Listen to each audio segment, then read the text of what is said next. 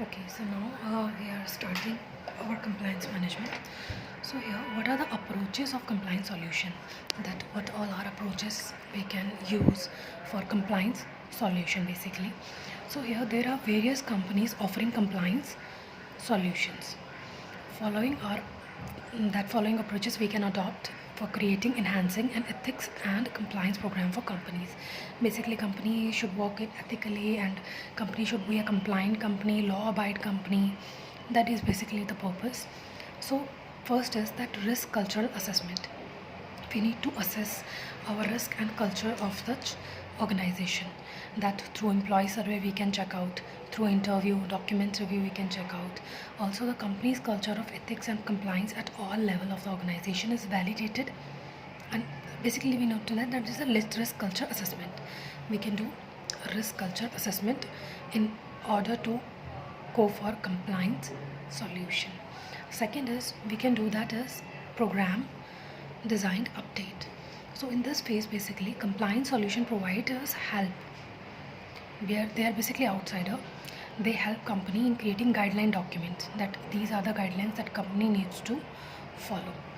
So that outline the reporting structure, communication methods and key components of code of ethics and compliance program. So what are the code of ethics and compliance program that is applicable to such company? They basically provide a guidelines to such company, and also help the company to have a proper compliance program. So policy and procedure. In this phase, it is a third phase. What all phases we have learned, that is that there is a risk culture assessment through employee survey, through document, through company culture and ethics. We can check out that what all are the risk and assessment, culture assessments are applicable to company. Also, there is a program design update through which we can check out that what all are we can basically take compliance solution providers basically can help company to give it a guidelines that a company needs to follow. And there is a outlined reporting structure, also communication method, also that what are the reporting structure. Basically they are talking about hierarchy. So what all the hierarchy and communication method means, through desktop version they need to talk, through various version we need to talk, other departments how they all will communicate with each other. So for this purpose there is a thing. Now policy and procedures also. In this phase also, compliance solution providers helps company to develop and enhance detailed policy of programs, including issue of financial reporting, antitrust, conflict of interest, gifts and entertainment, record accuracy. We don't have to learn all such points. We just have to learn that compliance solution providers can also help in company to make policy and procedures in regard to such compliance. Okay, so what all are the approaches of compliance solution? First is risk culture assessment. Through employee survey, interviews, documents review, we can check out the all level of organization, compliance at all level of such organization. And also program design update. Here in compliance solution providers help company to give them guidelines, and also outline the reporting structure, basically that how to the company report in various levels. Also the communication method also help them to provide guidelines related to communication methods. And what are the key components of code of ethics and compliance program. Other key components of code of ethics and compliance program. Also policy procedure, they can help company to give them a policy and procedure related to compliance solution. Now communication and training implementation. Here, outsiders can also help such company to give them a proper communication, training and implementation program. So here, even the best policies and procedures are useless if are not institutionalized, and thus new policy must be very clear communicated, proper training is to be provided, and compliance solution should be implemented on time basis. Basically, they also say that there has to be proper implementation of various guidelines that has been provided by the compliance solution providers. Also the training has to give to the employee that how that program has to be implemented. There has to be proper communication that what all our compliance has been done and what are the remaining part we need to follow. Also there is ongoing self-assessment, monitoring and reporting. Means ongoing self-assessment, there has to be a proper self-assessment by the other employees. So there are also internal control, monitoring, audit programs. These all are basically to assessing such company, help organization to achieve sustained success. Okay. Now this is our other point. So what all our compliance solution we get in this? That first what we need to do first is that there is a proper assessment. Assess care first. Then we have designed something, we have updated, and there is a policy and procedure making. Thereafter communication, implementation, and after that it is self-assessment. Are we doing correct? Are we monitoring? Reporting. The first is risk assessment.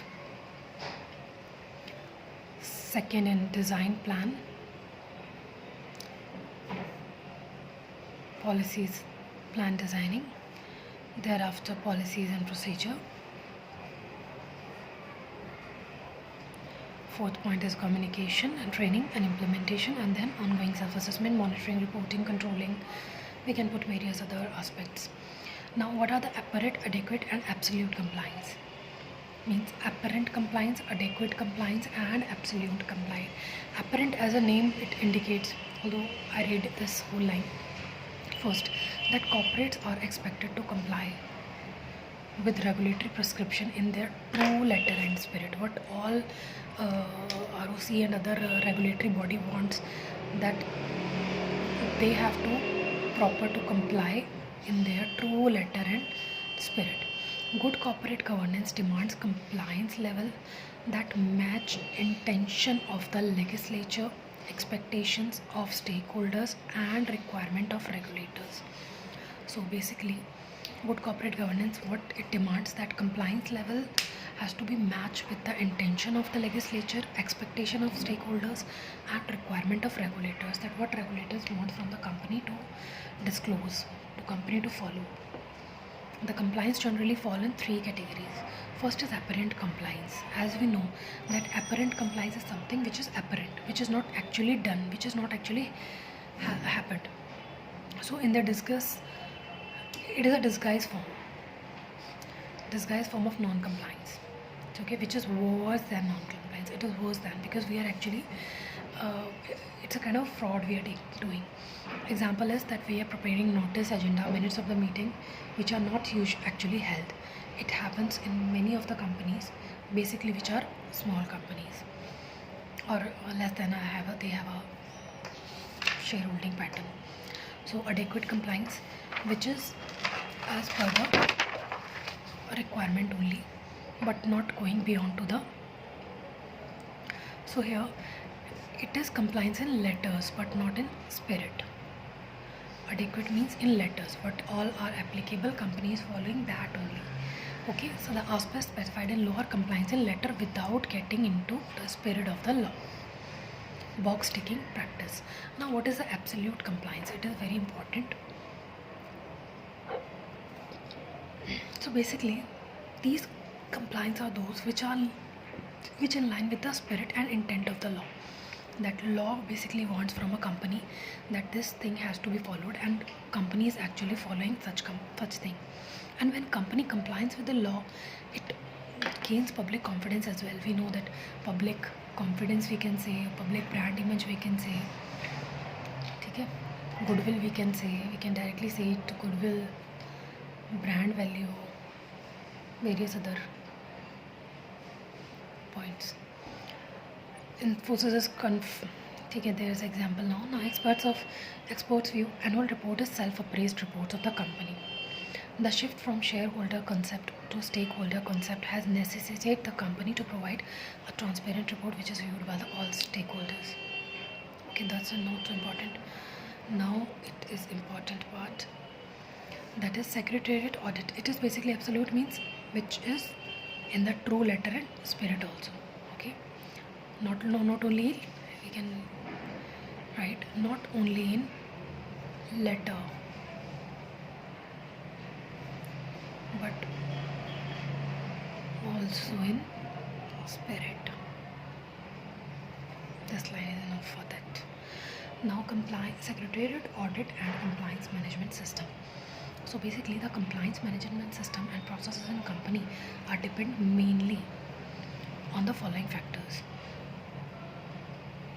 How does secretarial audit and compliance management system basically? So what is the nature of the business? So how do we analyze that a company needs to follow so and so compliances, and secretarial audit is also applicable to such company?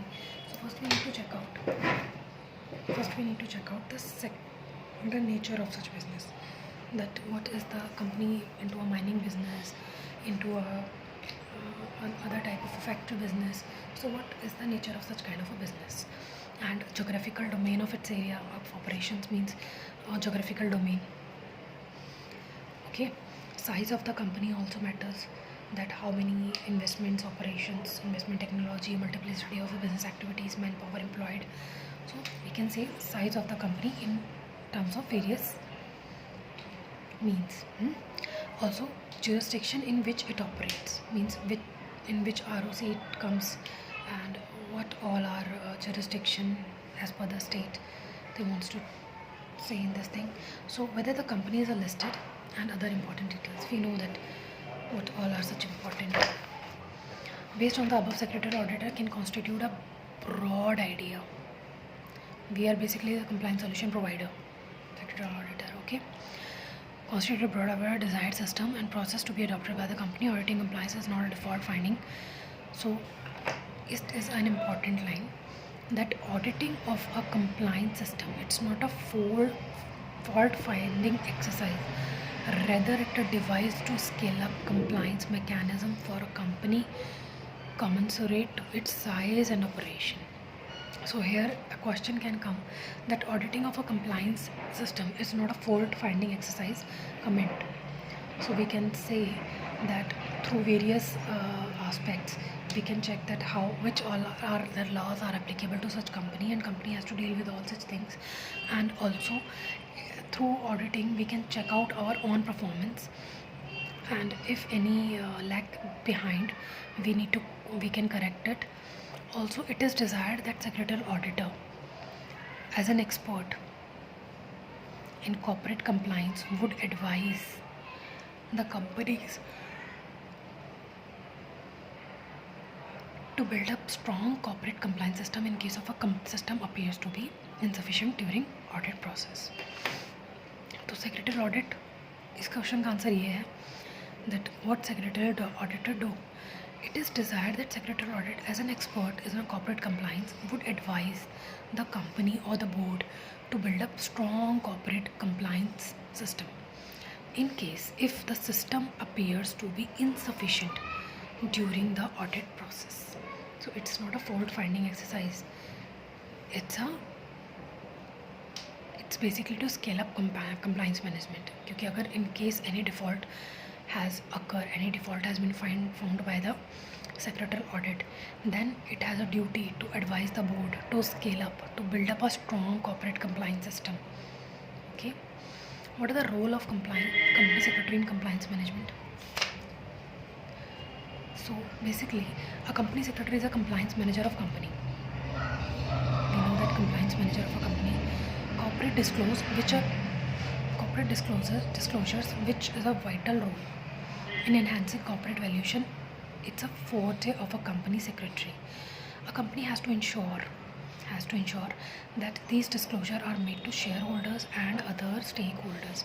Now what they talk about, that first company secretary is a compliance manager, then it is a vital role, then it has to disclose other matter related to its shareholding, its and other stakeholder also in true letter and spirit.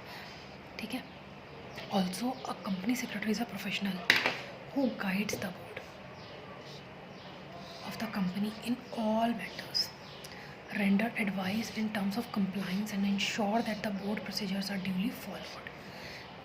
Board को any matter में it can guide, and also it has a duty that board procedures are following. Global practices are brought in means company में हम global practices follow कर रहे हैं, company को international level पे लेकर चला गया compliance manager company secretary. Okay, and organization is taken forward towards good corporate citizen, और ऑर्गेनाइजेशन को उसने गुड कॉर्पोरेट सिटीजन बना दिया है.